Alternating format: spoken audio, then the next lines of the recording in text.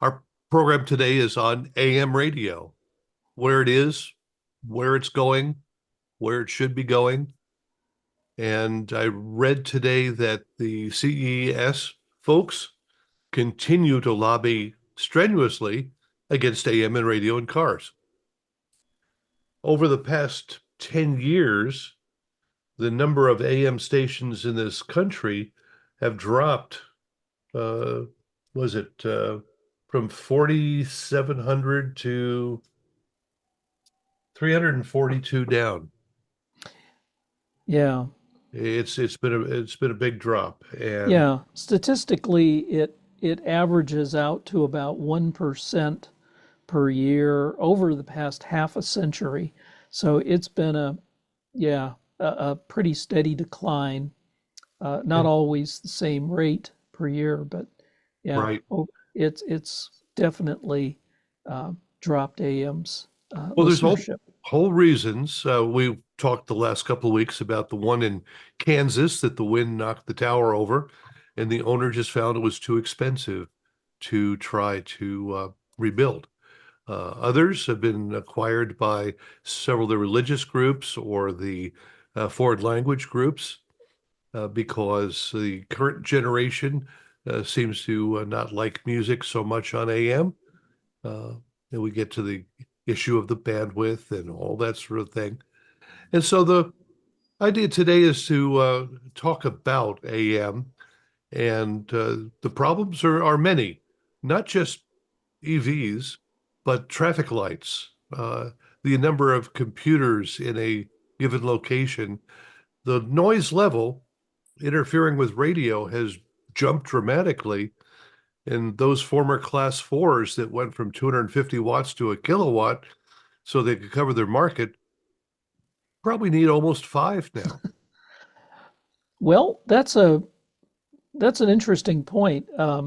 And you may know of this study I did for the NRSC's AM working group a year ago, where I had heard, gosh, for years on the working group, people complaining about noise in the AM band, and I wanted to find out if that was really true, and because I'm always inquisitive, and so I developed a study which I can put up on the screen if anybody wants to see some of the Or results. But let me give the you the let me hit the host thing here. So let me see I if I gotta can. click that. Go right ahead.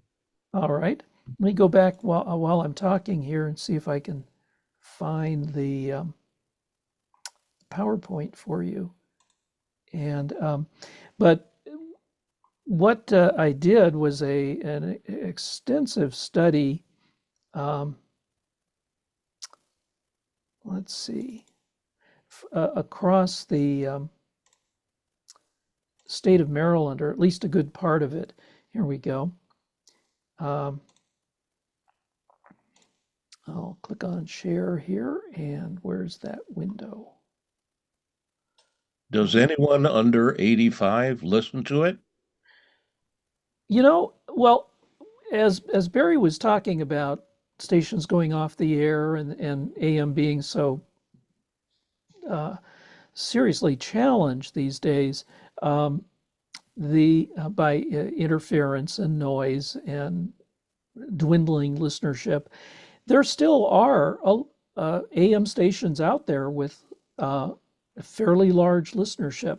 I would say Class A's by and large, and some of the Class B's with large area coverage do cover hundreds of thousands of people and still have large audiences.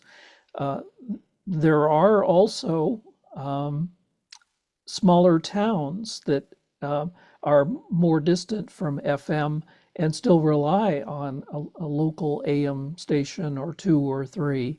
So there are still cases of AM out there that are being listened to. But as a statistic, it is, yeah, as we were talking about, a dwindling medium for listeners. I was going to say for radio, but really FM is declining in listenership as well. at a slightly lower rate than AM. And the reason, in large part, is people are moving to streaming listening. There's the ability to hear the service you want when you want it, and with almost uninterrupted coverage wherever you drive. So that's important. Another reason is indoor noise, and that has, I think, been a killer for AM radio. The noise indoors due to electronic devices, principally switching power supplies, has been a killer for AM, for indoor reception. I often note to my colleagues that here in my house, which is a pretty average residential home built in 1958, so it's a brick exterior, that I need about 25 millivolts per meter minimum to get AM reception. The noise level in my house is that great.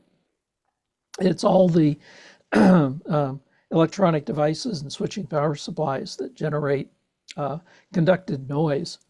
And so I would say, based on my experience, that there are few people who have the conditions to receive AM signals indoors unless they're a few miles from the AM transmitter site.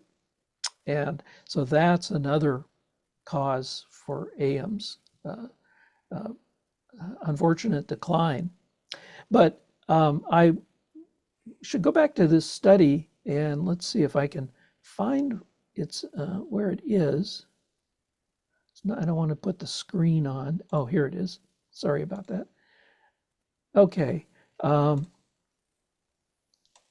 me go to. Did this bring up my Microsoft Word document? Are you seeing the? Yes, sir. Great. All right. Let me switch back from page 39. Speaking of Tom King, here's Tom who drove his Acura vehicle for me on this drive through Maryland. And here you can see the drive. It starts near Germantown, heads up to Mount Airy, and then heads east toward Baltimore. You get into the urbanized area here, and then makes a turn on St. Paul Street, heads south right through downtown Baltimore. And what I found in this study, we measured with this measurement system, and maybe I should make this bigger. See if I can. Does that help people see the instrumentation? It's a little bit better. I can make it even bigger. Whoops, maybe not that big. All right. There you go. Has anyone considered programming as a serious problem? I don't know. I haven't heard. You would think that if AM had a good chance, it would put the same programming on as FM, but there are a number of impediments. Noise is one. Another is, I would say, and this was a question from Rich, was it? Yes. Yeah. Hi, Rich. I would say the other thing that is a challenge for AM is the really horrible quality of AM radios, the audio quality. I've got measurement data I can put up on the screen here, where I've measured the frequency response of for the NRSC of a very large number of AM radios. Most of them, I would say, have about a 2.5 kilohertz audio bandwidth, depending on what roll-off point you want to pick. by the time they're above 3.5 kilohertz, they're on their way out, and they have no audio above 4 kilohertz to speak of. That's the common condition with today's AM car radios. That audio is so poor, it's no wonder people don't want to use it for music services, and about all it's used for now are, news and talk shows. To a degree, to a degree, radio did it to itself. In what way? If you remember the modulation wars of the 80s, uh, sidebands on every station were chattering over one another, and that's really where NRSC started. Uh, as I remember, it was a meeting at the Kansas City SBE convention, and Orban and Oganowski, among others, were sitting there talking about it, and they started to talk about the pre-emphasis that was getting harsher and harsher on Mm-hmm. AMs. And it I'd was like to make a comment. go. Okay, first off, I wonder how many people are here that remember when AM radio sounded good. I don't know, I'm 85. I remember AM radio sounding pretty good, and I'm not talking just out of poor memory or that. But I remember back in the 70s that people would complain about the whistle being the 10 kilohertz heterodyne. So they went to 262 kilohertz IF system to try and narrow the bandwidth down. Well, that helped a little bit, but not much. Then a company called Clevite built filters, IF crystal lattice filters to go in the IF, 455 kilohertz crystal lattice filters. And those filters rolled off about 1.5 kilohertz each side of the carrier. So your audio bandwidth was about 1.5 kilohertz, maybe 2 if you were lucky.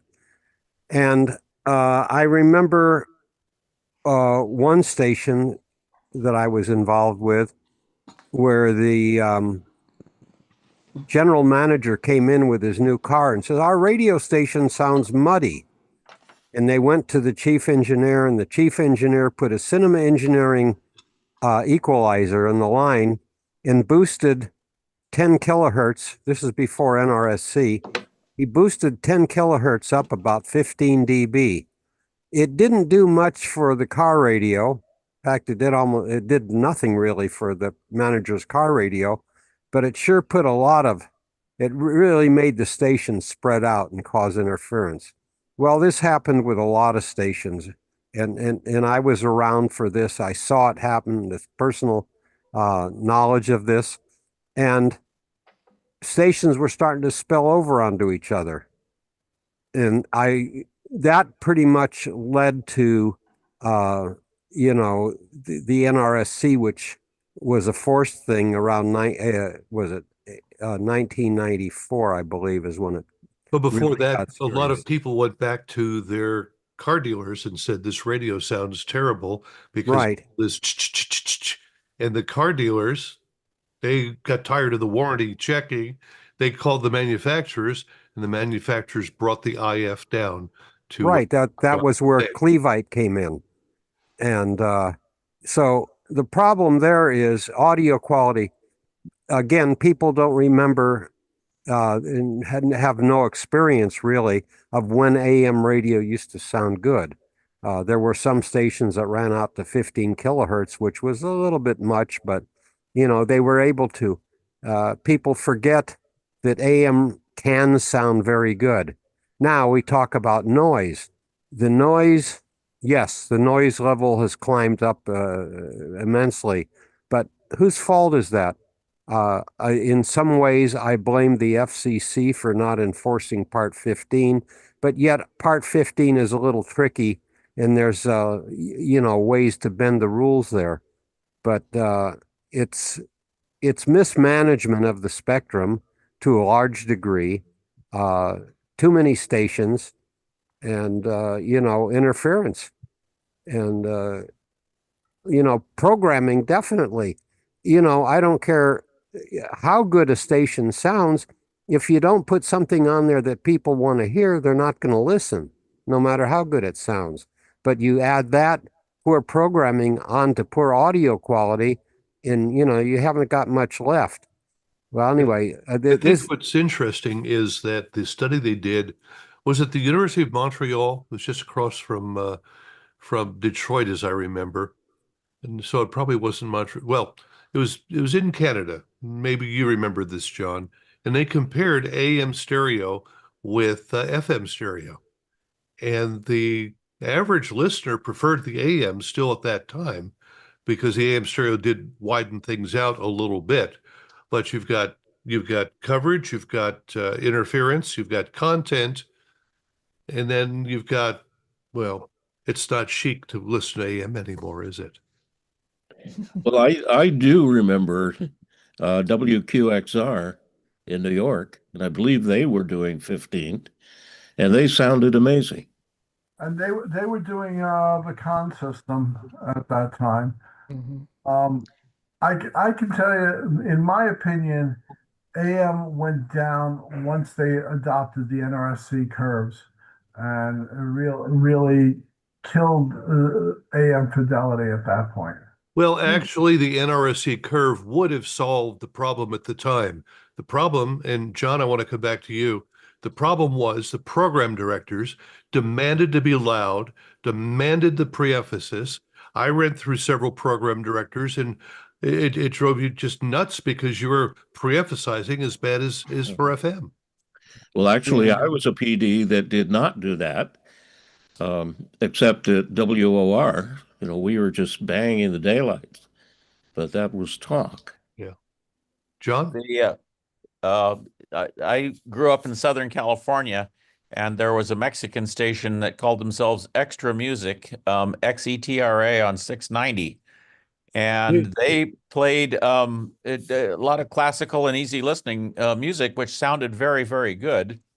And Well, of course, they were one of these, just south of the border, beaming north. Well, you're talking to the somewhere. program director for that format. Oh, okay. Well, anyway, it sounded very, very good in the time in the 70s. And they actually came up with an experimental stereo where they had different sidebands, and you could take two radios and tune one of them slightly above the frequency and the other one slightly below and listen to it in stereo Yeah. long before any standards. well, That one was of the the con system. yeah, and one of the things that made it sound so good, I was the PD at the time. Uh, we brought the con system in and just completely went through the array so that technically it sounded terrific. And yeah, the con system was the one that allowed you to use two separate radios. As a matter of fact, I got a call from the general manager of KHJ in Los Angeles telling me that he was listening to the station in his office. So yeah, it sounds pretty good when you do it right. Yeah, I would agree, and I would say that actually AM stations, some of them still sound quite good today.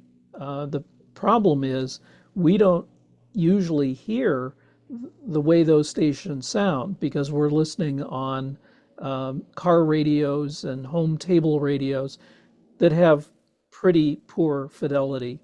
We're just missing out on that quality. I'll show you here if it'll stay in focus.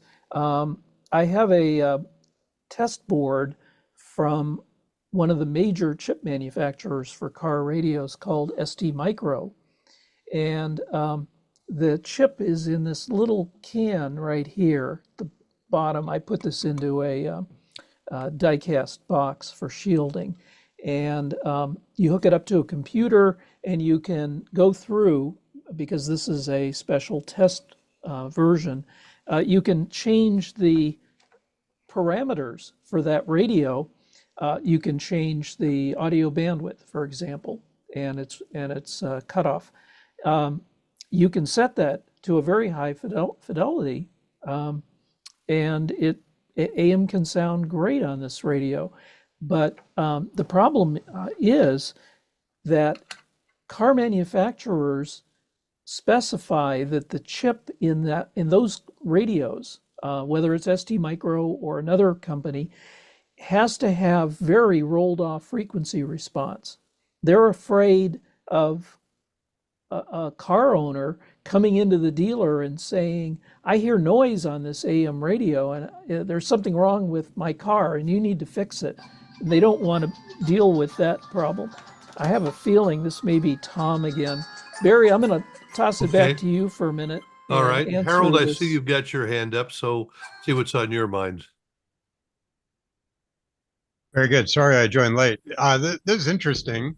I've looked at the data sheet and I have a radio on that uses the Silicon Labs single chip receiver, and it is really pretty interesting. It's a zero IF generating I and Q, and then the rest is DSP, so they can do whatever they hang on. want. Sorry, Barry. Yes, sir. Sorry to cut in. Tom called me back. He said that he wasn't let into the call Oh, to our Zoom. So well, he probably didn't see that. try it again. Yeah, it is a little difficult when I'm sitting here moderating and talking, and Right, but right. I'll keep an eye out for it right now. All right, all right. Go ahead, Harold. Anyway, as I recall, the Silicon Labs, or now it's Skyworks chip, said the bandwidth went to 6 kilohertz. And I'm not sure if that's the RF bandwidth or the audio bandwidth. I have a feeling it's the RF bandwidth, which would give you 3 kilohertz audio. But with it being DSP, they could do whatever they want. I don't know why they did, the specific bandwidth rather than just say key in how many kilohertz you want. It is interesting also in the US that our channels are 10 kilohertz apart. So we could run audio to 5 kilohertz before you get adjacent channel interference. I imagine that originally they're relying on the natural roll-off of audio to prevent that interference. Our ears are more sensitive to higher frequencies and so on. So we roll that off. It's also the reason for FM preemphasis. Yeah. But yeah, so then they got into the narrow IF, and then NRSC doing a preemphasis to compensate for that.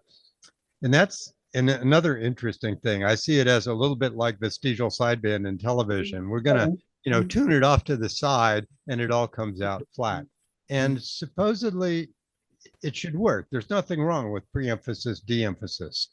So I think the 5 kilohertz limit, though, is important for adjacent channel protection. Yeah. So anyway, yeah. I'll let you go ahead. That's an excellent point. And actually, Bob Orban and I made a presentation to our NRSC AM working group a couple of years ago and said, you really need to modify the NRSC 1 bandwidth and preemphasis standard because it isn't suitable for AM anymore. For one thing, there are no radios out there that have 10 kilohertz audio bandwidth. And even if they did, they don't have a preemphasis or de-emphasis curve that's complementary to the NRSC standard. And Bob and I did this nice slide presentation online for the group and said we could actually make the AM radio sound better if we optimized the bandwidth, the transmission bandwidth, and the preemphasis to better suit today's car radios. And the group just kind of said, no, we're not really interested. We really think AM stereo sounds wonderful and it's going to come back. And, we want 10 kilohertz. That, to me, I think was very disappointing. They really didn't understand or want to solve the problem. AM, the NRSC 1 standard is no longer suitable for today's radios. And 5 kilohertz probably would be better. If you look at AM in other parts of the world, take the British Broadcasting Corporation, for example, they use 5 to 6 kilohertz high frequency cutoff because they know that that's what's more suitable for AM radios. So we really do have engineers out there who don't know or take a scientific enough attitude toward AM, in my view. And transmitting 10 kilohertz of audio bandwidth is just wasting modulation, as it's not heard by the public. Well, it is today for sure. And Yeah. you think about it, then you go back. We're dealing with a transmission arrangement basically set up in the 20s and 30s of Yeah. last century. And therefore, you're dealing with a whole different situation today, but you're hampered by that. And I'll throw one more problem that came along, and that's the Walmartization of small towns. And if you drive across the plains, you find entire towns, all the business districts are gone because of that. I'm happy to say Tom King got in and he's with us. And Tom, sorry you had a little trouble to get in and you're with us, but we're talking about AM and whether it has a future or not. And I'm sure your future is a positive one. Yeah, before Tom jumped in talking about the rest of the world, a lot of countries use a 9 kilohertz channel spacing rather than 10, which would tend to reduce the bandwidth or cause more interference, depending on how you operate it. Well, if you were setting it up today, you'd put the stations 20 kilohertz apart, or you'd put some of them on AM and put them all on channel 6. So while Tom's getting on here, I trust he's. Let's see. I think I just heard his voice for an instant. Yeah, I am on here. Barry, I apologize for the difficulty. Not a problem, Tom. It all comes together, and we're glad you're here. Well, I'm glad to be certainly on this important call. And concerning the bandwidth that we were just discussing, and John was just referring to, from a standpoint of international medium wave broadcasting, I think it has been determined that by limiting the modulation bandwidth to 5 kilohertz and putting all the power into that 5 kilohertz bandwidth enhances the receptive area significantly. You know, the goal should be to match the modulation bandwidth of the transmitter to the reception bandwidth of the receiver. Sure. And I think that is something that has proven to be certainly effective in terms of international broadcasting. I'm going to put up that maybe we could lay at your feet, Tom.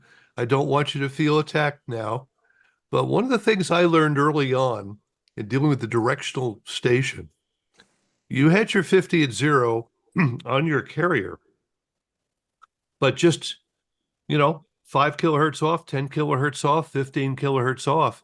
You had some really tremendously different audio and modulation results. Depending on particularly as far as the electrical spacing towers, RSS ratio is like 2 or above. Typically, you're looking at pretty narrow bandwidths. And I know that we come up with more design compensation techniques to help that situation, but you're generally shooting yourself in the foot when you're looking at a short electrical height. Low R, high X, self-impedance and mutual impedance situation where your bandwidth going to be counted. Sure. Because what would happen, let's say you have a station 5 kilowatts, we'll say, and at 1.5 miles, in a deep null minima, they'll be down to what, a millivolt or so. But you go up 5 kilohertz off the carrier frequency, or 10, and now you're looking at 5, 10, 20 millivolts going in that direction, which is going to land on some other station somewhere else. Right. The going back to the study that I made with Tom's help, Please, we sorry, go ahead, Barry. please. All right. If we let me switch back here. So I hope we have this back on the screen. Yes, sir.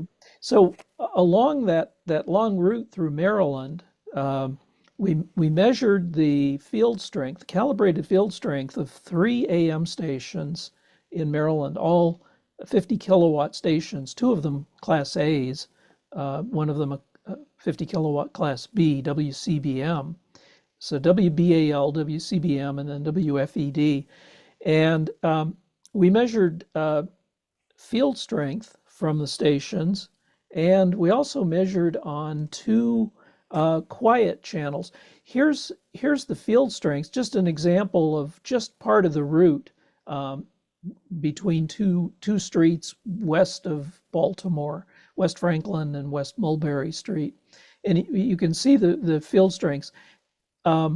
For the 2 Baltimore stations, and these would have been 10 to 15 miles away, you can see high field strengths. Look at the top of the scale here is 100 millivolts per meter.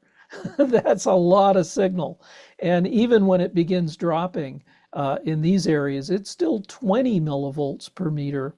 Now, we do have these drops, and this is something you may find interesting. If we look at this section here we are west of downtown Baltimore. Baltimore would be down in this area to the lower right. But in this case, the field strengths are actually plotted in color. So we can see the route of the vehicle with Tom driving that Acura, and you can see by color what the field strengths look like. It's interesting. You see these drops here, these periodic red sections? Those are the middles of city blocks.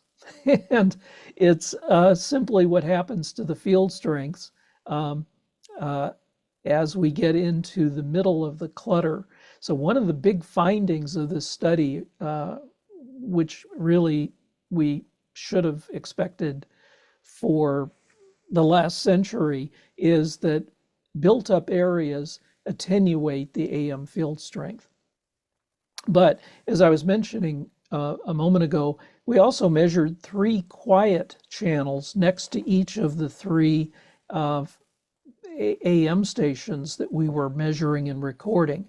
And we found that the noise levels on this route were generally very moderate, low enough to provide very good reception, even if it were, let's say, a full 5 kilohertz transmission bandwidth, it would sound just fine. Even in the downtown areas, we turned the corner here and went down St. Paul Street, we found that the signal noise levels were not that bad. So when we talk about noise received in the car in maybe a built-up area, it's not the attenuation, even though there is signal drop. It's the weakness of the signal. It's the amount of attenuation, and so when we get into that downtown area, let me see if I can get to it. You see the field strengths from WCBM and WBAL, these 50 kilowatt stations, about 11 miles away in this area here, just start dropping. And look at that. That's 1 millivolt per meter. And WBAL, 50 kilowatt Class A, 11 miles away, is dropping to a half a millivolt per meter. And the reason is urban clutter loss. And, well, let's see. Anyway, the idea is that you get into very weak field strengths in built-up areas.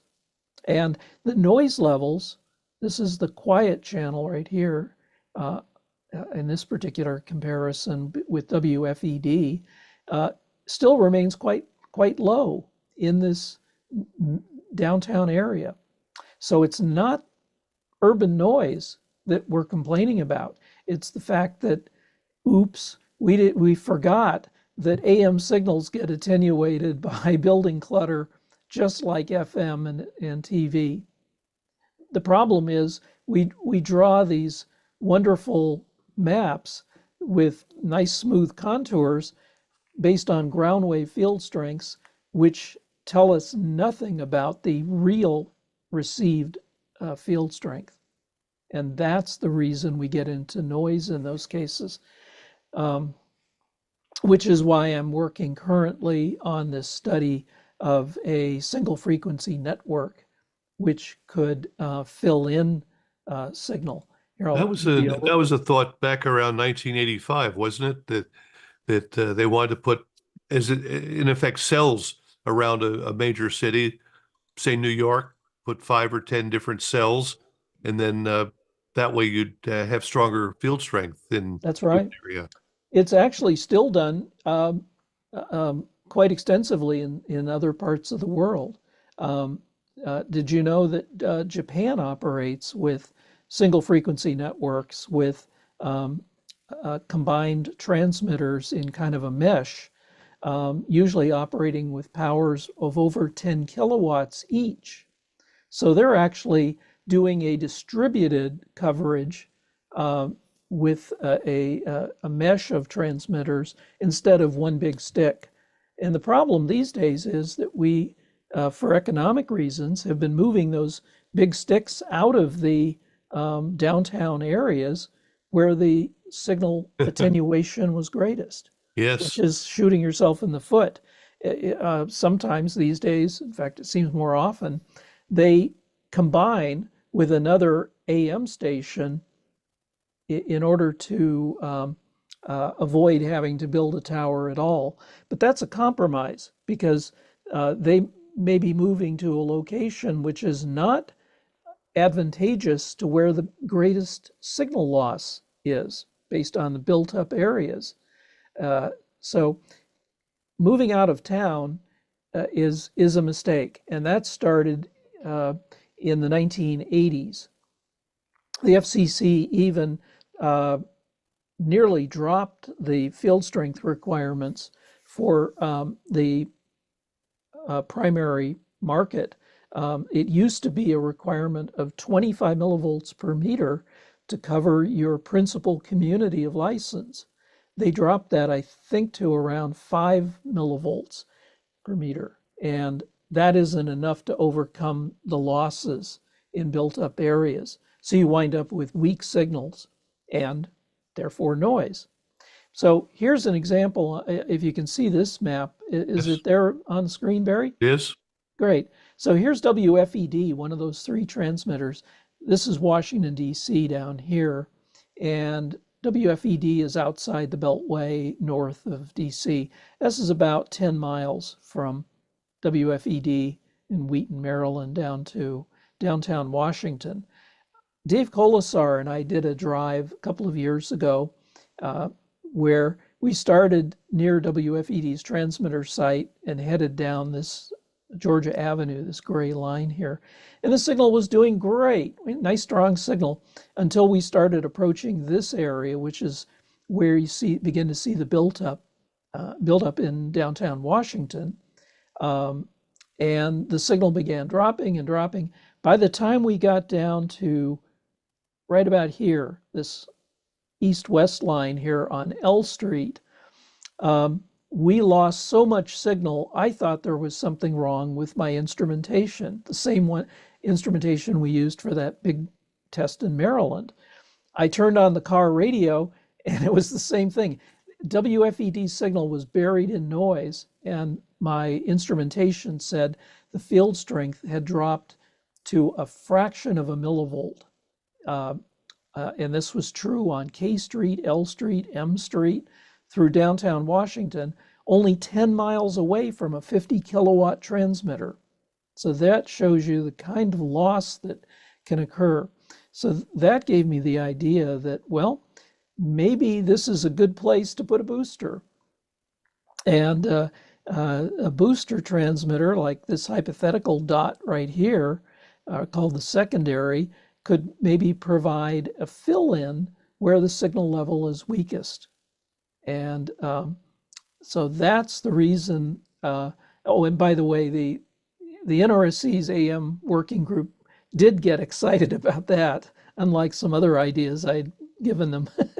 And so now they're pushing me to finish this big study to evaluate the how to design a single frequency network with this booster transmitter. And it's a fairly big project. It actually starts with, let's see if I can find it here. If I have a, Well, actually, years and years and years Well- ago, we had 2 single frequency stations in Massachusetts. oh yeah, we actually used to have scores of stations. Did you know that single frequency networks actually started in the 1920s, Yep. a Yes, century ago? yes. And there were many stations on the air at that time, Rich. You're right. The Well, we problem had- was that the technology really wasn't ready for single frequency networks. It requires a very close frequency matching, preferably a perfect matching of the carrier frequencies between the primary and the booster.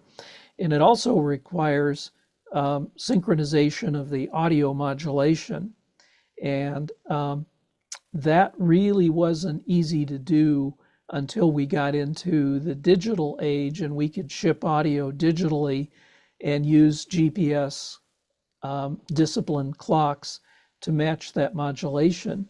It's too bad we didn't start this 25 years ago. It would have been not so hard then. Now it's quite easy to do. And unfortunately, AM declined in the meantime, but it could have benefited even more from having a single frequency network. Mark Durenberger sent us some time ago a schematic of all the electronics between Chicago and I think it was somewhere in Nebraska that CBS had 2 stations that were synchronizing that way. Mm-hmm. And it was just amazingly complex. But KFAB was one of them. there you go. That's the one. Yeah. Yeah. And that's One when it, comment. and that's when it was in Lincoln. It wasn't- Right. Right. Before it came to Omaha. Yeah. Yeah. One of the first successful single frequency networks was in Boston.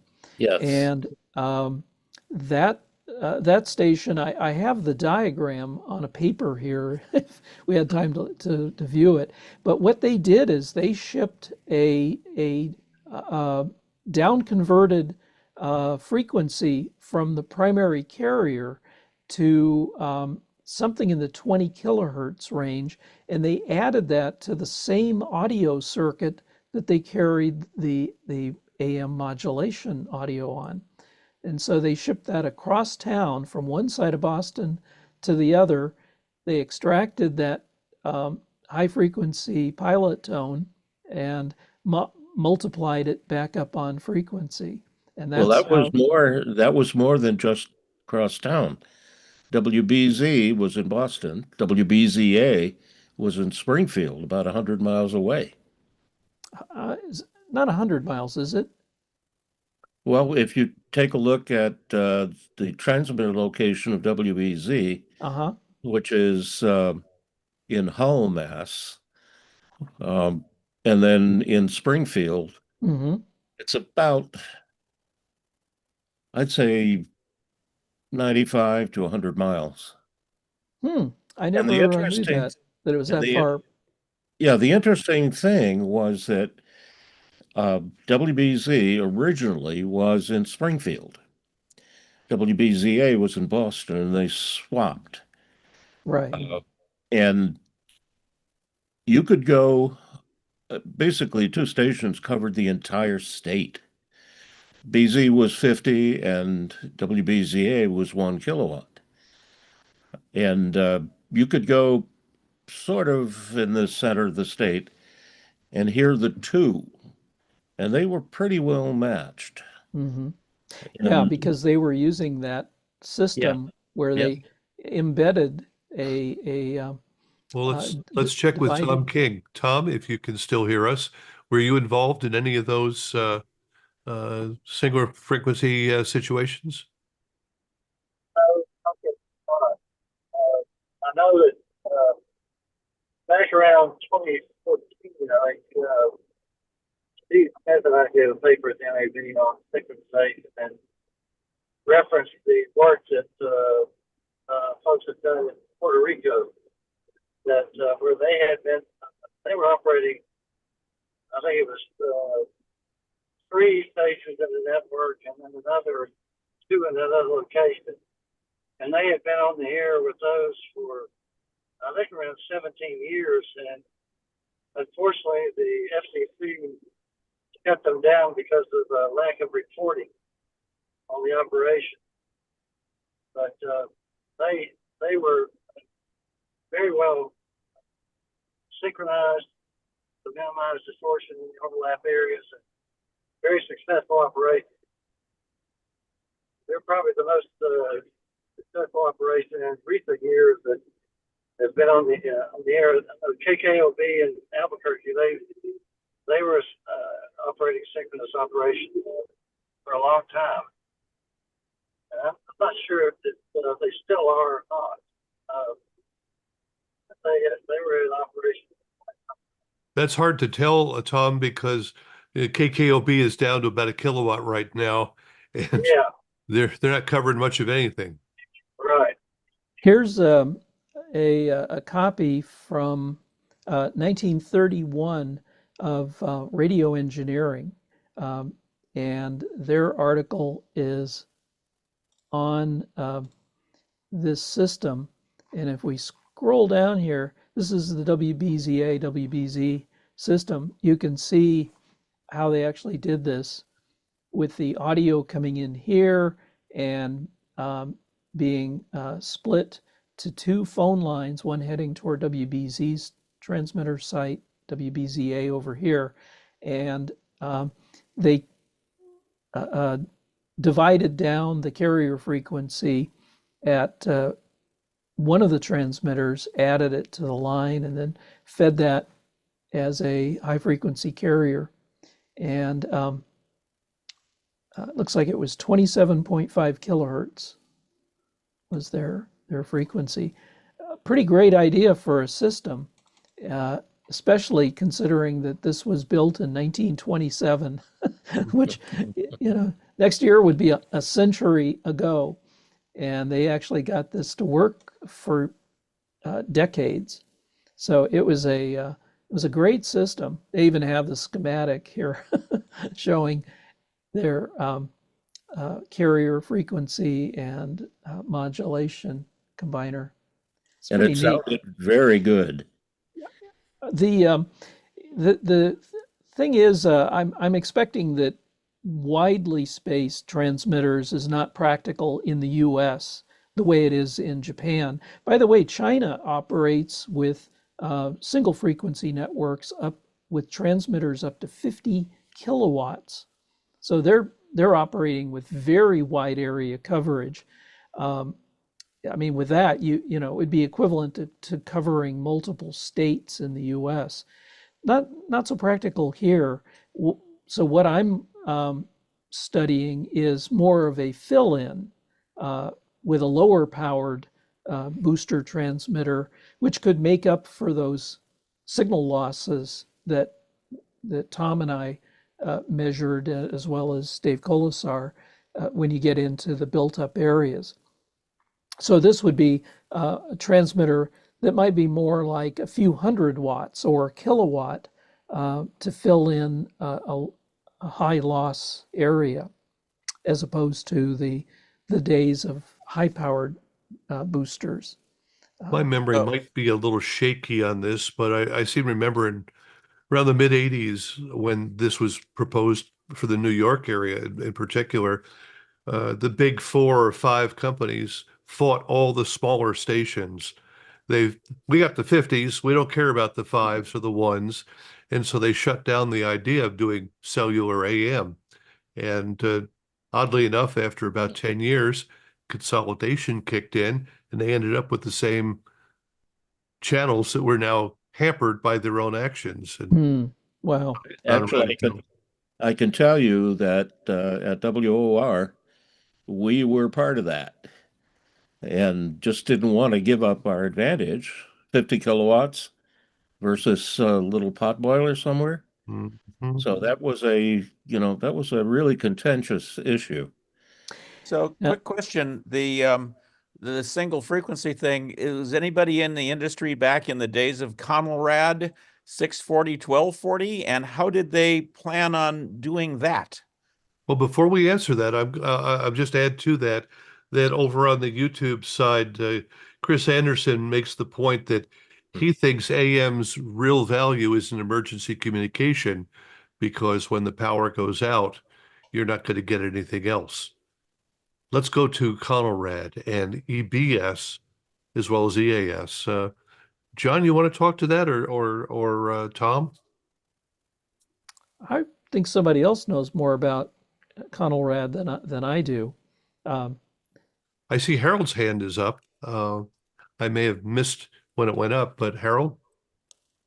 Yeah, I've been making a list of comments and questions here on Conelrad.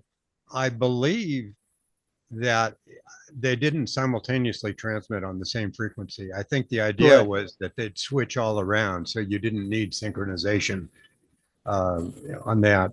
On Puerto Rico, I believe that and probably many of the boosters are experimental licenses, so they did need to report to the FCC on their experiments, and if you don't, you lose it. I remember probably in the 1980s the idea of having a booster driving a lamppost to provide fill-in coverage. In one of the graphs back there, it looked like the booster was on a second adjacent. There was something about a second adjacent on that the that wouldn't WFUD. no, that wouldn't be Secondary a site. yeah, it would be a Secondary. secondary. Yeah, the secondary. Good point, Barry. And Refers there to the was, there was site a and secondary primary. frequency on there, too. It says 1520, it said. Well, the test frequency that I'm thinking of using may be 1520 kilohertz. What I want to do, because another thing we don't know is what is the propagation loss in a built-up area. We don't have propagation models that allow us to predict the path loss in an urbanized area. So what I'm going to do as part of our study is set up a low power test transmitter in downtown Washington, and then we're going to crisscross the city in a lattice and collect field strength data from which a model can be built to help us better predict. What you're saying is that we need something better than the M4, M3? M3. Yeah, ground Yeah. conductivity. Yeah. One of those M guys. Right. But yeah, For Jay, before we let this go, with the Conelrad, the transmitters would have to switch to one of the two frequencies, no matter what their normal frequency was. They either had to go to what, 640 and 1240, or Yes. Yeah. and so this required some tremendous what would you call it, MacGyvering, in order to get the transmitter to work on the one of the frequency or both of them. But that was the idea, as Harold was saying, that each station would run for a few minutes and then they'd switch off to another station, and that was the concept. I don't know that it was ever really used. I do know with EBS we had this business where you'd get the on off, on off, on off, and too many stations didn't come back on.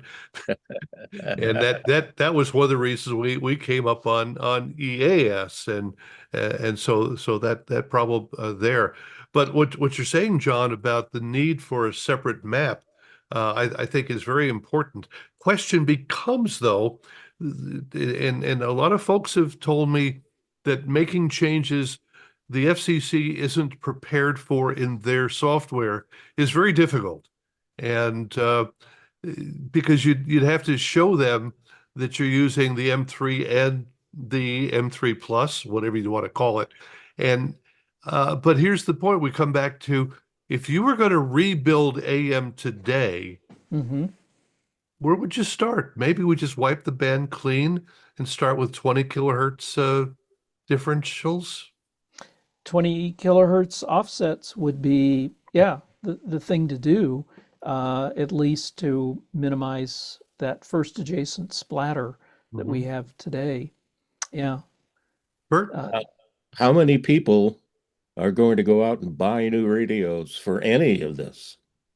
That depends on what the content is. And I've maintained, for instance, that if you took the low power AMs, daytimers, put them on channel 6, and particularly if the religious guys and the Lord language, you'd sell radio converter radios out fast.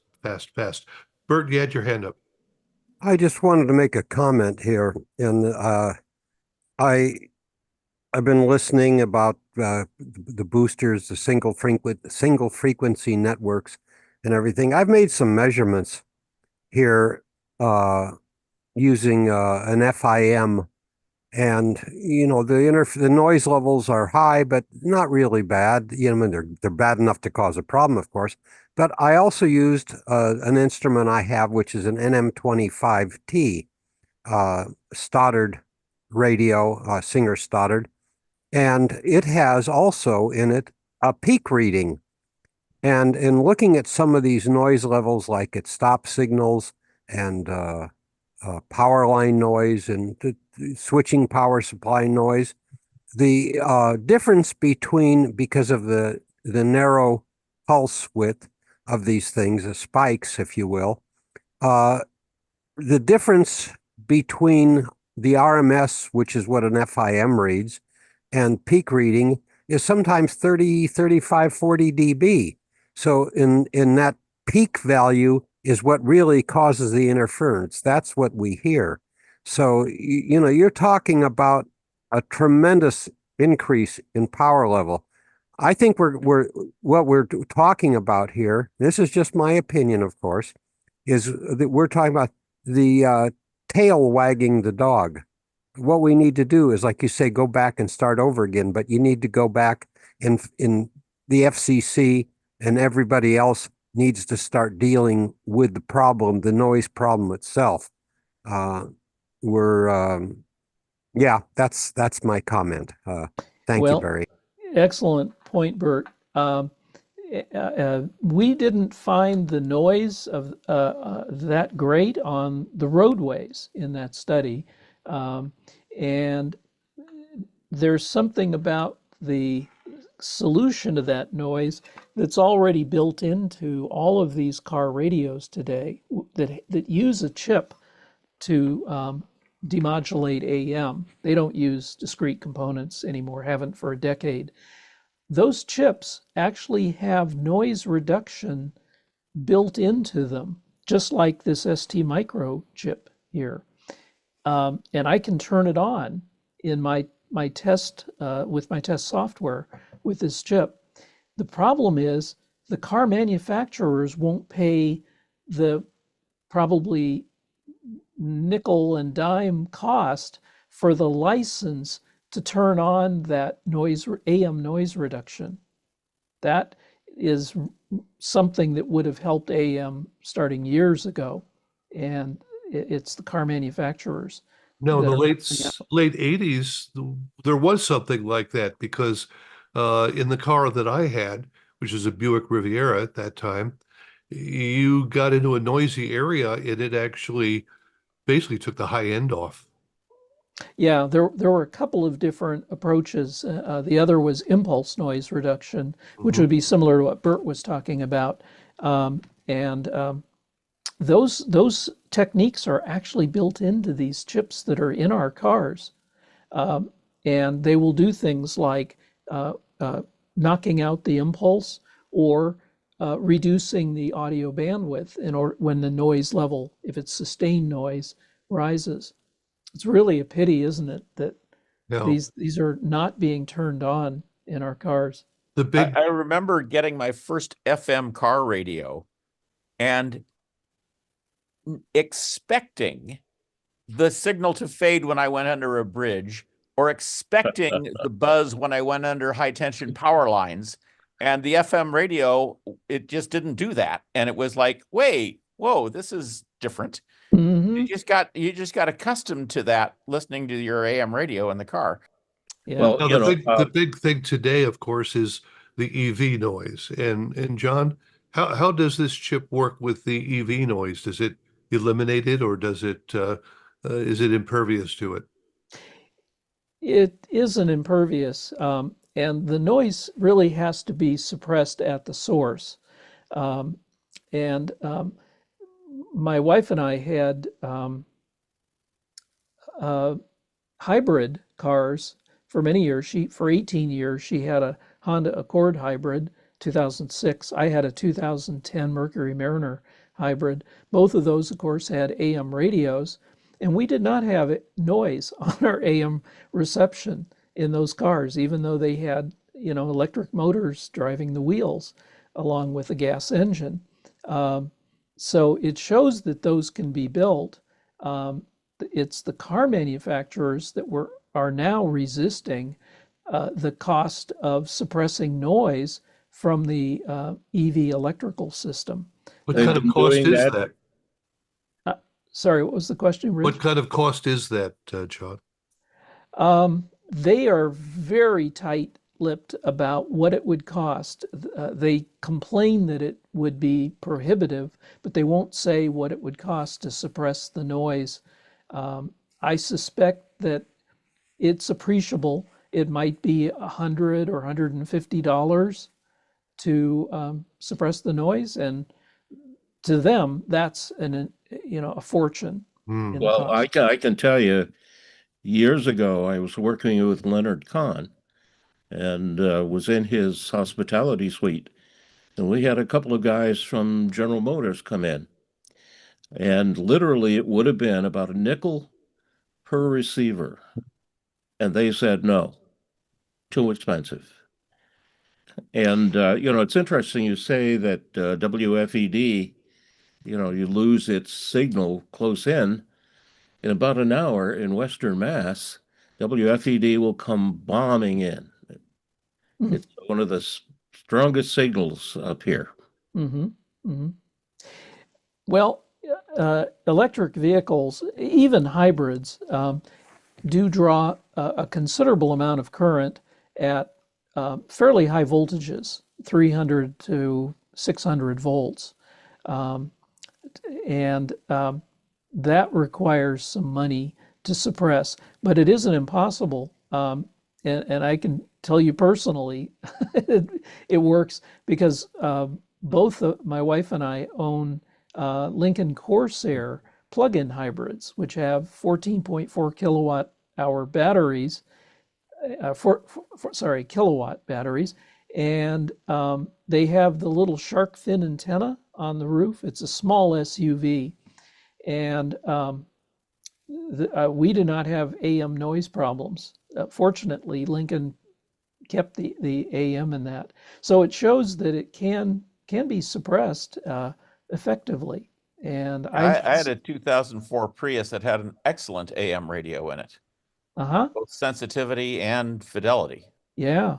So I think it can be handled. It's just that the car manufacturers, who are, ever alert to spending a dime on something in the car, today just don't want to do it. At So the current price of cars, that's incredible. Bert, I thought I saw your hand. Well, I did have it up because I just wanted to repeat what I said with some of these readings. Remember that the peak value of some of these things is much higher than what an FIM will read. And I note that a lot of the measurements were made, you correct me if I'm wrong, were made using FIMs, which is an RMS device. So I caution people that when they're doing this, get some peak reading devices. And I'm very, pro the NM25 or the old prehistoric Stoddard receivers that do have peak value reading in them. But again, uh, I really think, we're trying to figure out a way to put make it attractive to put lipstick on a pig. Not to demean pigs by any means, but that seems to me like a lot of what this talk is about. Rather than going after the actual problem, we're looking at ways to go around it. And going after the problem is, yeah, it's going to cost car manufacturers. It's going to take the FCC to get off their tuchus and do something. It'll work The that rules way. are already there. It'll work that way unless you have kosher pigs. Mark Voris, your hand was up. Yes. I'm just going to pass along a little bit of history. We were talking about the synchronized single frequency stations. KFAB signed on the air in 1924. It was given the frequency of 770 kilocycles. CBS affiliates, they shared the frequency with Chicago's WBBM before moving to 1110. And that's, of course, while they were still in Lincoln, Nebraska.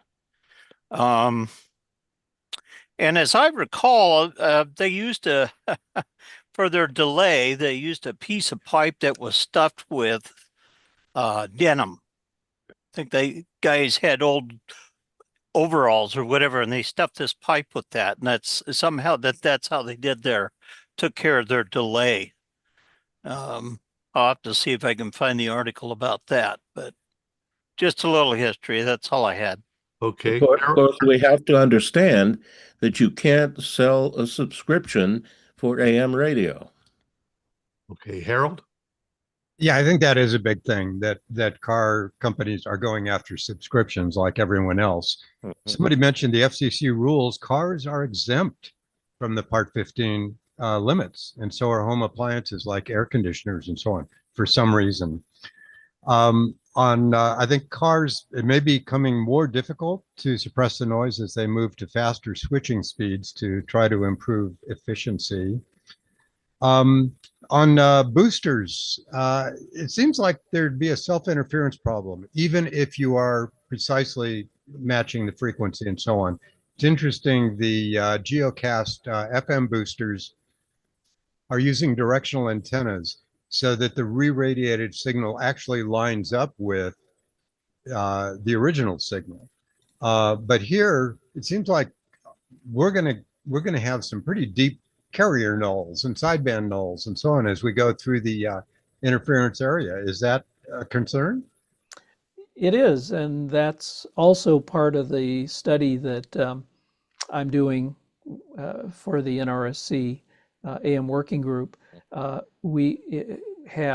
got all this documentation here I could show you, but we will be setting up a test transmitter in Washington, D.C., hopefully with WFED as the primary, and that will be a trial. But currently, what I'm working on is a bench test where I'm using an RF channel simulator to create the secondary transmitter signal with different time offsets and different RF ratios.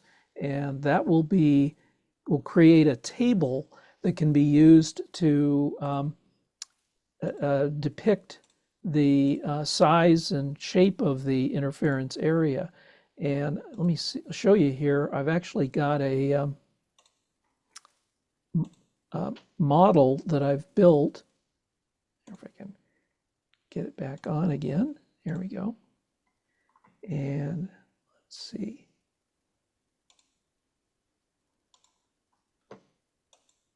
There we go.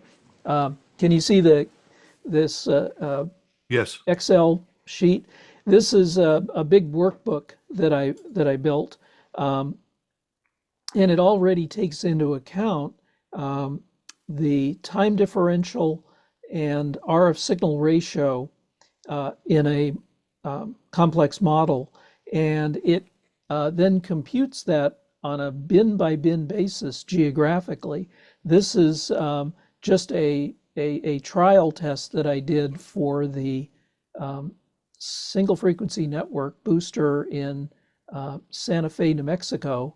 And the primary transmitter for KKOB is down here in this little box you see. So this is the distance between Albuquerque and Santa Fe. And what this model can do with the right parameters is tell us where the multipath occurs. And if it's green, there's no audible multipath. So you see close to and around the booster, it's green, which would be a clean signal. Actually, you can't tell from this because it's not overlaid on a map, but Santa Fe fits within this green box, which is nice. When you get out to this area, you're out in the desert and the forests around Santa Fe. So yeah, there can be multipath distortion effects generated on AM, but now I have a model for predicting it, at least once we have the right parameters for the prediction. So Now, yeah. John, are you thinking that this would all cost manufacturers about $150?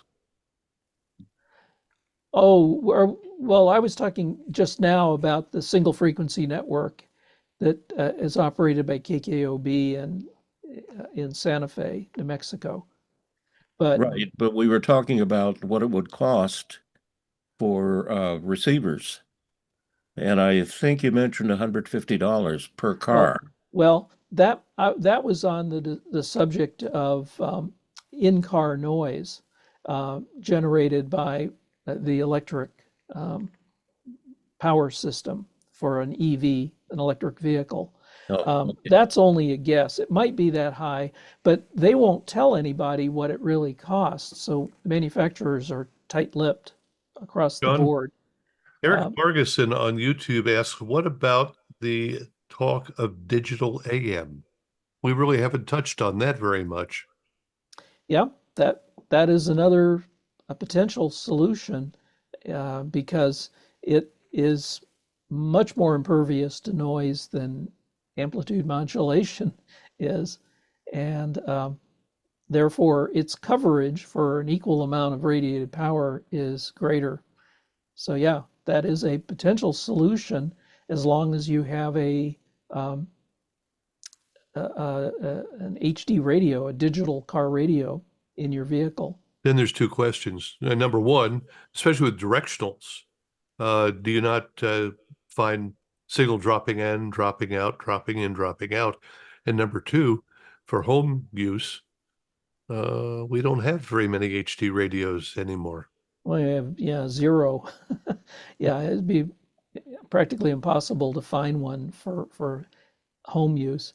But Dave Colasar did quite a bit of study on the AM station in Maryland that he engineers, and he showed that the coverage of his all digital signal extends farther, its service coverage extends farther than we would predict the standard 2 millivolt contour. In fact, my house here in Falls Church, Virginia, west of Washington, D.C., is about at the 0.5 millivolt field strength of Dave's all digital MA3 mode station. And I can't receive it in the house, but if I take a radio outdoors and kind of fiddle with the antenna, I can just pick up the signal. So it's even receivable at a 0.5 millivolt per meter, maybe with some dropout. But at 2 millivolts per meter, it's pretty solid. So yeah, digital radio would be a solution. You just disenfranchise in-home listeners and people with cars that don't have an HD radio mode. Well, we have two stations in both New York and in Massachusetts that were all digital, and they've both gone dark. Is that fact? Yep. Huh. I was thinking you were going to say they were in the MA1 hybrid mode and they turned off the digital, which has been done by numerous stations, but these were actually turned off altogether. Yep, they turned the carrier off. Mm. WSRO in Marlborough, and let's see, just north of New York. WFAS. WFAS, yeah. Actually, I was involved with the tests here at WSRO. Rob Landry was the chief engineer at the time. It was on 2 towers in Framingham at that point that were originally designed for an entirely different frequency. And when they decided that they wanted to go to MA3 and they got the all digital gear from Nautel, it would cost them a pretty penny. We got that thing on the air, and before we put it on the air, I went out there and did a little rotation of the common point impedance so that the transmitter would be happier with the symmetry of the sidebands at the point where all the power amplifiers summed. And when we turned that thing on, you could put a radio that would pick up MA3 and on in your car. You could drive all the way into Boston on Interstate 90 under all the bridges and stuff, and then get on the Northeast Expressway headed north and go all the way up to the the Beltway at 495. We don't call it the Beltway, and go all the way down I-495, which is the outer ring, and then come all the way back into Framingham. And that signal was rock solid unless you went under a bridge that was 8 lanes wide. Now, was this the Mount Wait Avenue? Yes, yes. It was at the Mount Wait site, and I think that transmitter is still there, although they lost their license when the owner of the station unfortunately passed away, and they weren't able to figure out what to do with the various wills that were on record and not on record, who was in control, and they basically lost just about everything. It's very unfortunate, but Rob and I had that thing sounding great. I kept telling Rich he should come into town and listen to it with me, and he never got here. Yeah, no, I worked there when it was WKOX. So Yeah, I'm but familiar with the South. KOX was on 1200, Right. and this was on 650. Right. Okay. But the physical location was Yeah. the one on Mount Wait Avenue, which was Same old towers. WKOX. Right. Right. Harold, your hand's back up again. Yeah, sorry about that. I keep writing things down as people say things. Back on noise blankers, there was a interesting project somebody did with blanking noise at the antenna of the receiver as opposed to farther down the IF. And they found that the IF, the narrow IF, tended to spread the noise pulse. So it was better to get it early. And this was power line noise. So he synchronized with the AC line and then generated a 3-phase blanking pulse. And you could adjust the phase of it and you could adjust the width of it. And it's very, very impressive results on that. With DSP radios, though, if you're running a 0 IF, you could do it all in the DSP since there's no narrow bandwidth before that's spreading it out.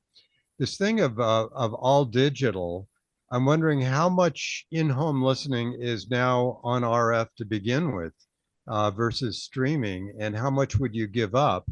And then also, what percentage of car radios now could handle all digital? Um, could you do that? And these stations have tried it and given up, but what are the percentages, and could it work at this point?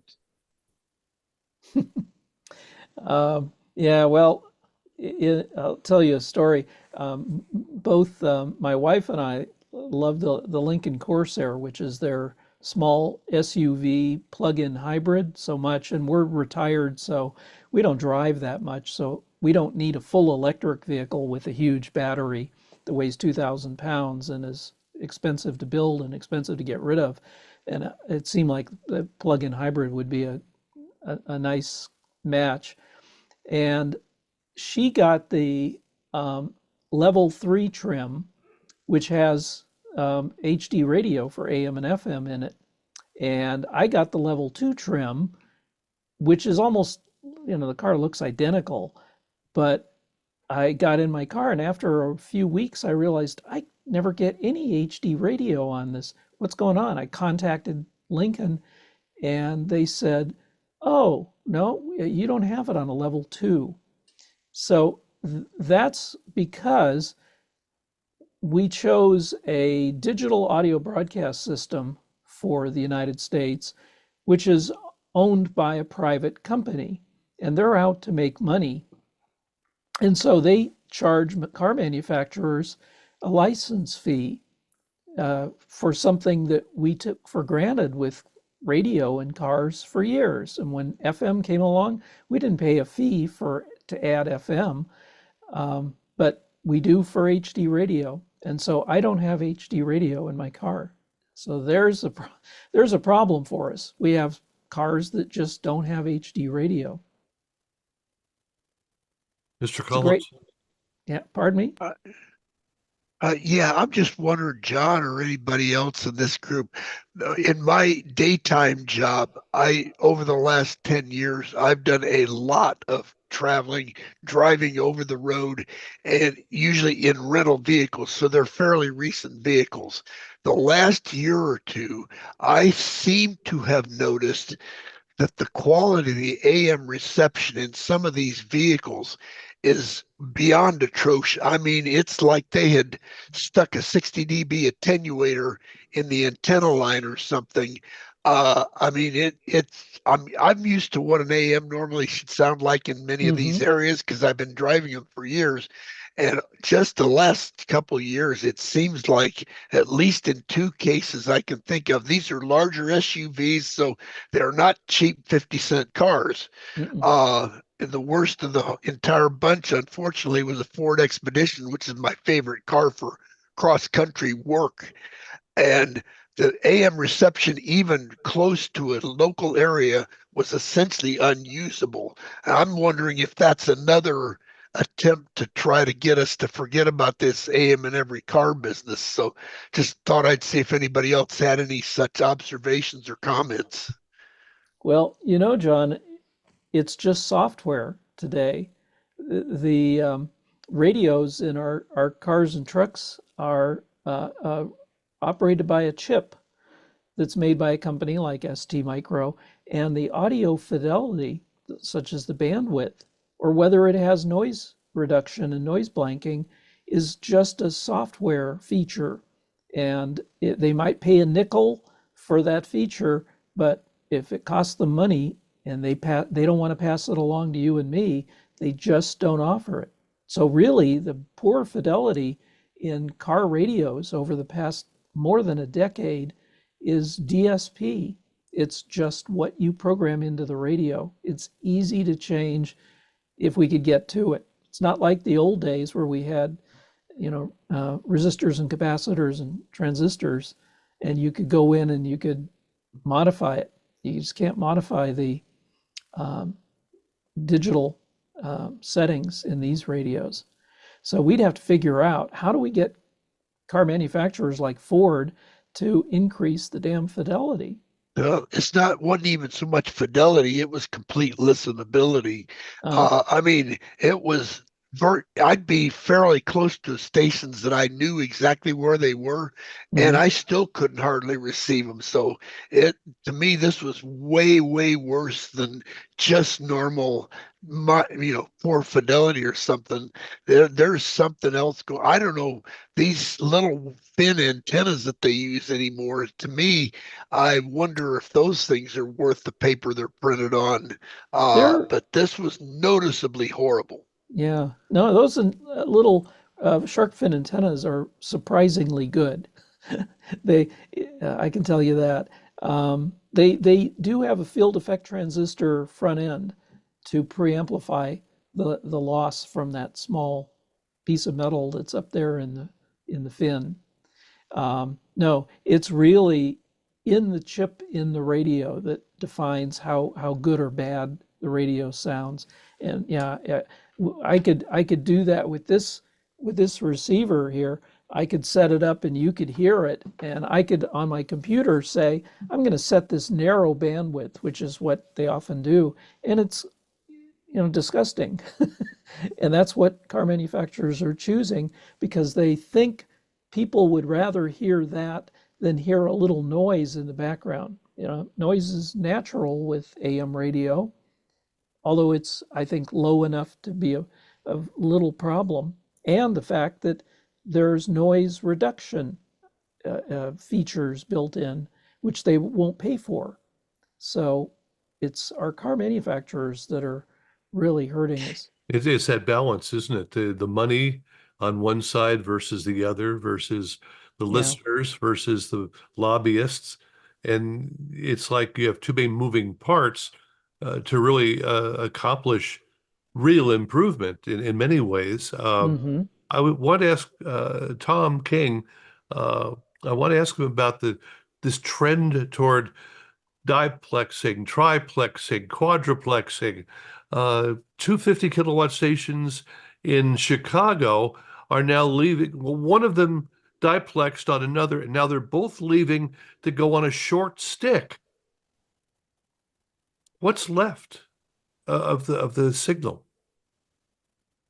Well, I think it's, I just want to comment about AM radio in general before talking about that, Barry. Sure, please do. Absolutely. One of the first things that I asked myself is where are the AM broadcast owners that are owning these stations, producing these transmitted signals, and know exactly what's going on?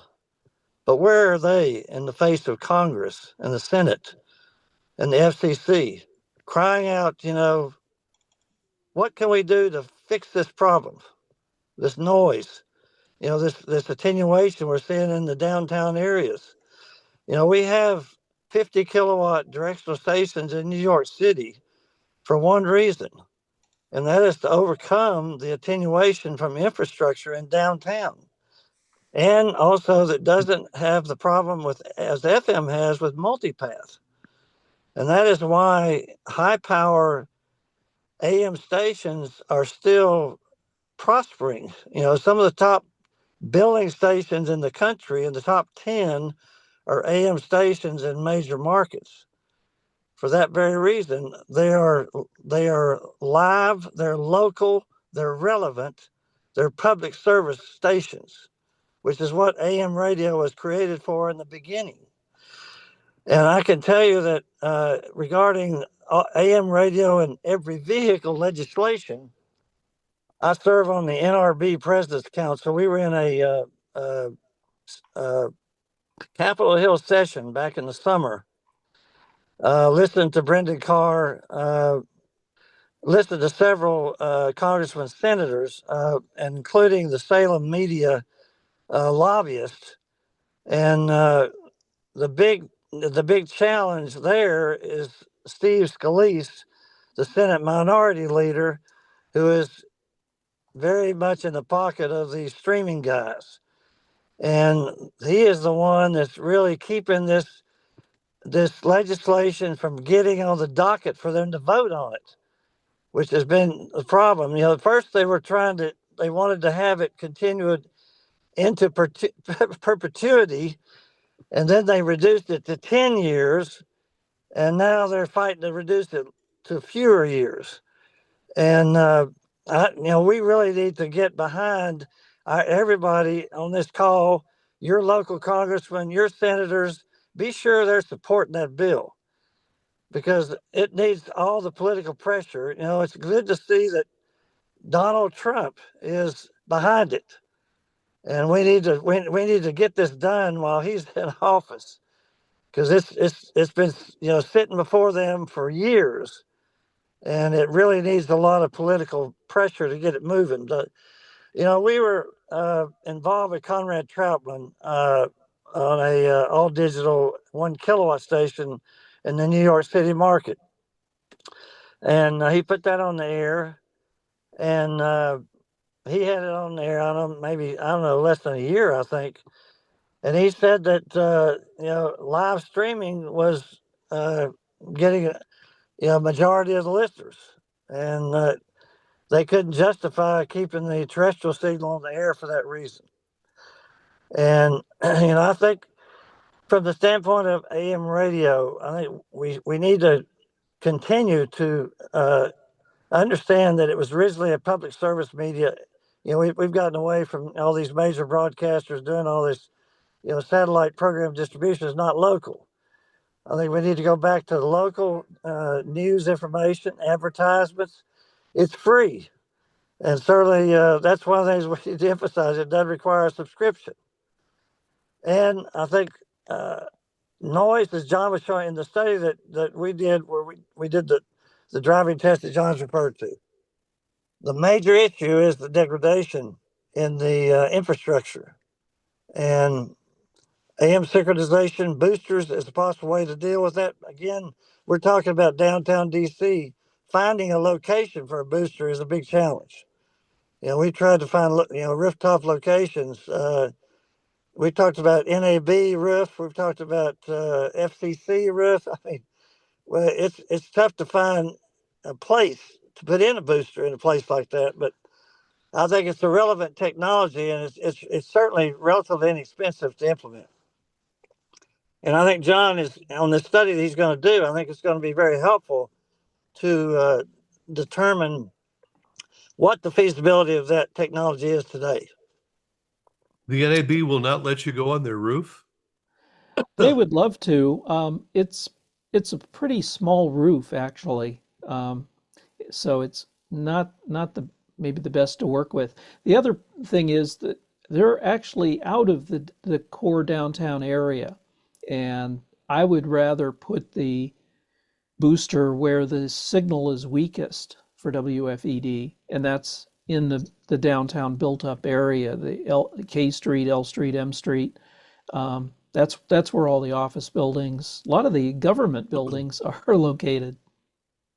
There's a former tower that John and I know about that's on the roof of a club, formerly WUST's tower, that is sitting there, and we've tried to get access to it even for a short time, and the owners are resistant to letting us use it. But it would be a good location, would it not, John? Well, Or is yeah, it a little too far away?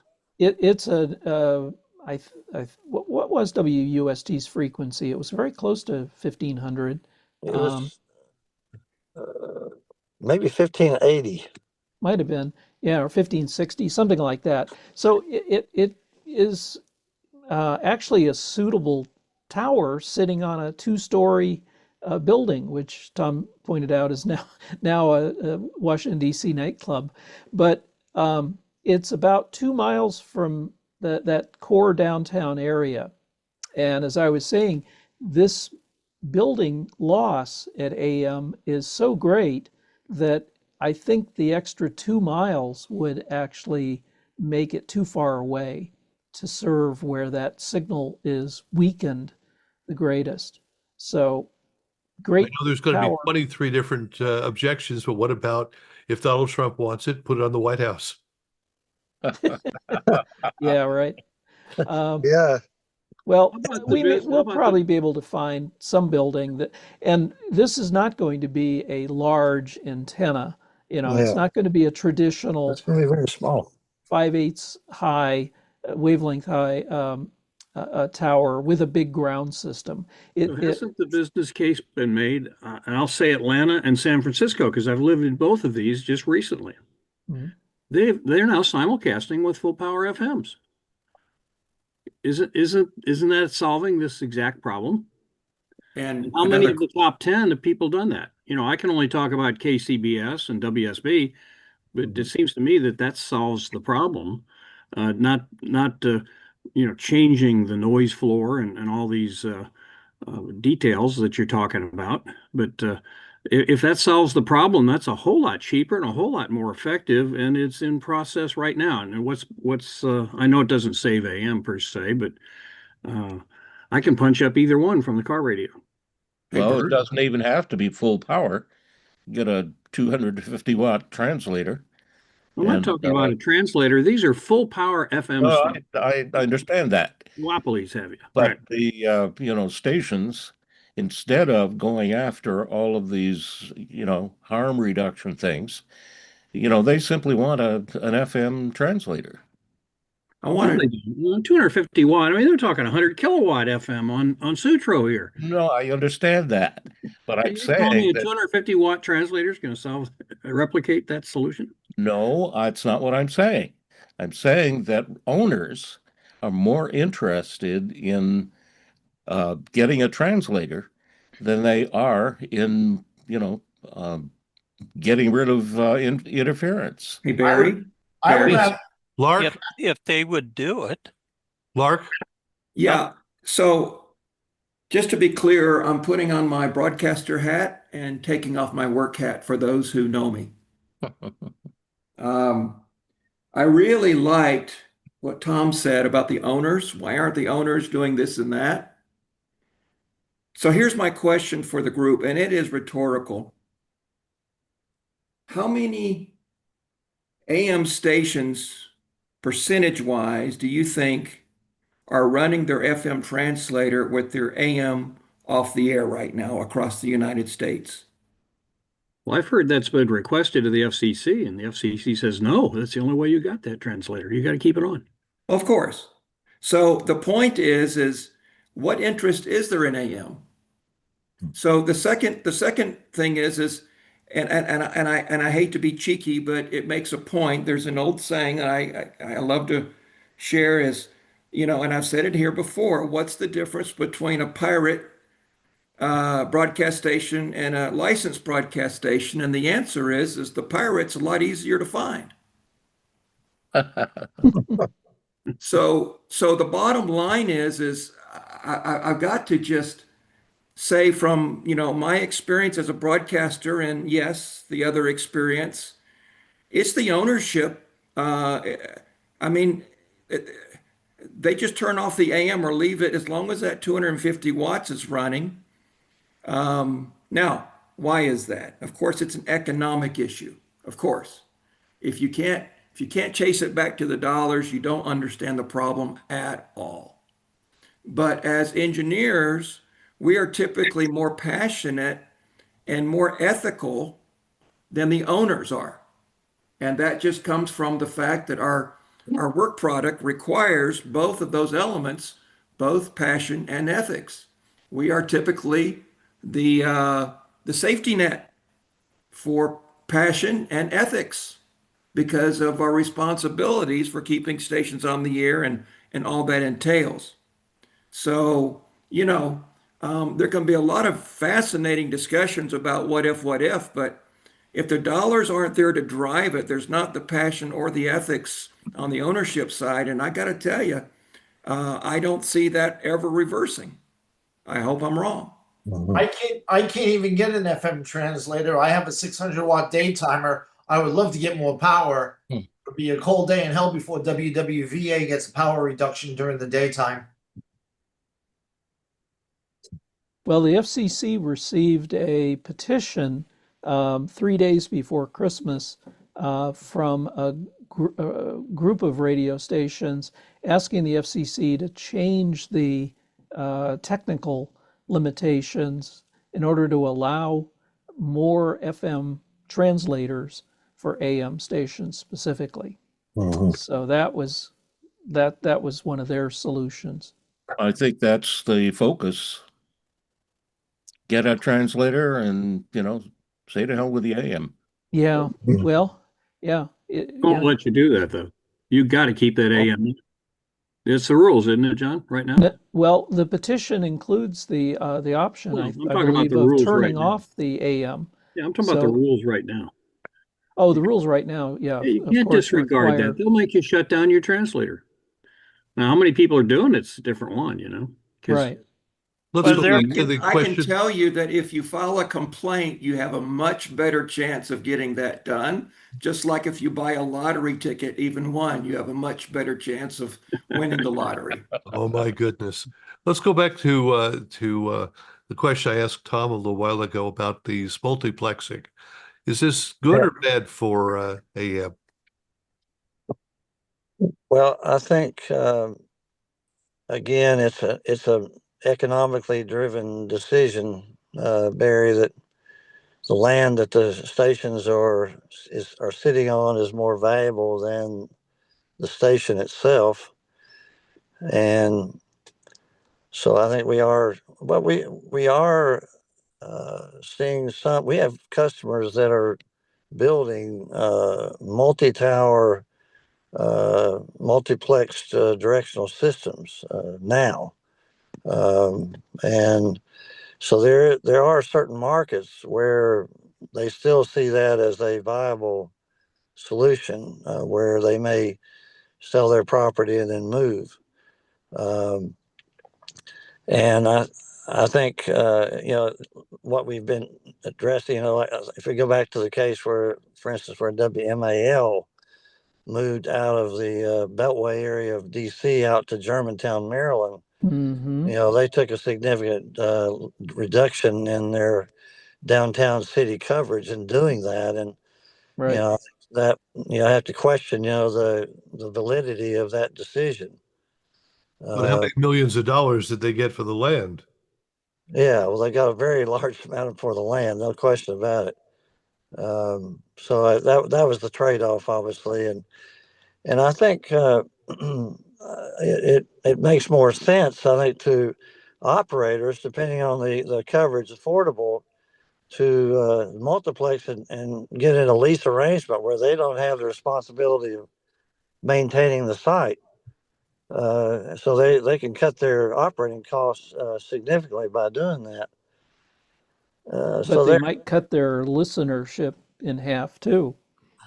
Yeah, depending on the situation. Simulcast on their FM? The WBAL, is that also available on FM like these other big cities I've talking about? Maybe that's why they don't care about downtown AM. Well, WBAL has it's a three-way. It's a TV, AM, and FM. Mm-hmm. So they already have an FM. Well, we're talking about WMAL. Oh, were you asking WMAL or WBAL? I guess I confused them. Whatever you were talking about, Tom. I've been talking about WMAL. Yeah, who took the big hit to their AM power when they moved to Germantown? That's what I was talking about. That was WMAL. Yeah, do they have an FM in the area? Do they simulcast? No. No. Okay. They don't have an affiliate. Yeah. So they made that compromise. Isn't that on AM and FM there? They are on AM and FM, yeah. Yeah, and I think they're real sketchy AM and FM properties, but together they cover the area. And well, WTOP FM is the highest billing station in the country. Yeah. Yeah. So that's why they want the translators now, because they want to be able to turn the AM off and become effectively a 250 watt FM and then lobby for more power. I was going to just share about something I'm involved in right now, which is, I think John's aware of this. This is a AM station. Barry, you're aware of it. It's AM station in Irwin, Tennessee, where as a result of Hurricane Helene, their 450-foot tower, their transmitter building, their studio totally washed down the river with a 30-foot swell of water. And we have since moved their AM to their FM site using a slant wire feed on a self-supported tower. And we have put in ground screen around from the middle of the tower out. It's partially done now. And we are in the process of applying for a construction permit to upgrade the power back to 5 kilowatts with 20 watts at night, and using this slant wire feed FM tower, and using a ground system that will potentially be on the order of maybe 30-foot radius ground screen. And we're working with Ben Dawson at Hatfield and Dawson, who's going to be doing the antenna efficiency modeling. And we're hopeful that we'll be able to demonstrate. This thing's running on 100 watts since August. We got them back on the air on STA because they wanted to cover local high school sports, and station is getting out remarkably well. This is on a 140-foot tower on 1420, so it's around a little over 70 degrees electrical height. Their original tower was half wave. So, but it's going to be, I think, a significant indication of how AM stations could potentially combine their AM and FM operation at their FM site, and at relatively low cost. And that's what one of the things we're hoping we're going to be able to demonstrate with this whole effort. And that'll be happening in the next few months. Very good. Very good. Hey, we're at 2 hours now, and I'm not going to chase anyone away that still would like to discuss this. But would I be incorrect in suggesting that we want to revisit this topic again, perhaps right after NAB? I think that'd be good. I'd certainly be happy to show up. Let's plan for that then, and we'll incorporate whatever has. And I know there are one or two little projects in process that don't want to be talked about until they're really finished or NAB, and I think right after NAB would be at the right time. Tom, I'm sure glad you made it. I apologize for getting on there late. It's a pleasure to be with you gentlemen today and to talk about what's one of my favorite subjects. We'll look to do it again. We'll look to do it again. John, I can't thank you enough for being with us and all that you've explained and shown. Thank you, Barry.